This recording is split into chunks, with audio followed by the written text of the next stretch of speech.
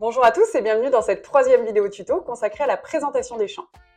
Dans cette vidéo, nous aborderons 3 sujets. Le premier étant les différents types de champs. Dans un second temps, nous verrons les propriétés propres à chaque type de champ. Puis nous verrons les propriétés communes à tout type de champ. Nous allons tout de suite passer à notre première partie, relative aux différents types de champs. Tizoforms propose 26 champs différents.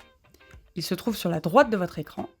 Vous pouvez, dès lors que vous avez une interrogation sur un champ, consulter une description de ce dernier en passant votre souris sur le symbole « Information » du champ en question.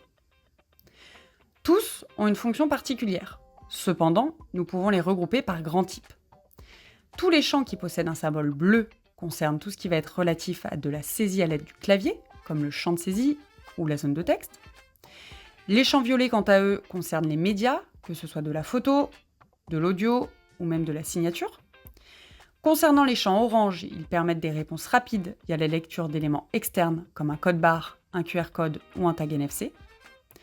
Les champs noirs relèvent des éléments fixes, ceux qui ne changeront pas d'une saisie à une autre. Le champ tableau en vert permet de répéter un nombre de champs défini autant de fois que nécessaire.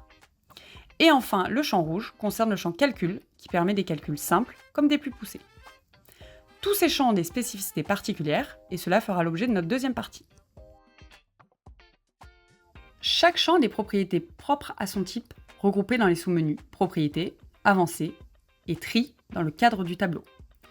Elles vous permettent de personnaliser à souhait le rendu attendu de vos utilisateurs sur le terrain.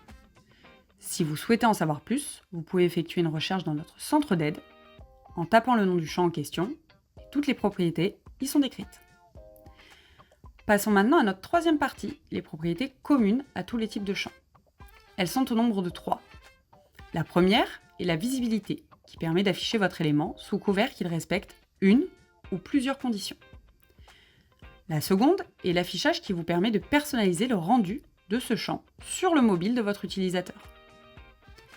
La troisième est la partie Aide, dans laquelle vous trouverez l'identifiant de l'élément et la balise de votre champ, qui vous aideront dans la personnalisation de vos exports ou de vos scénarios d'email. Cette vidéo démo est à présent terminée. Je vous invite à vous abonner à notre chaîne YouTube pour ne louper aucune vidéo et à consulter notre centre d'aide dont le lien se trouve en description.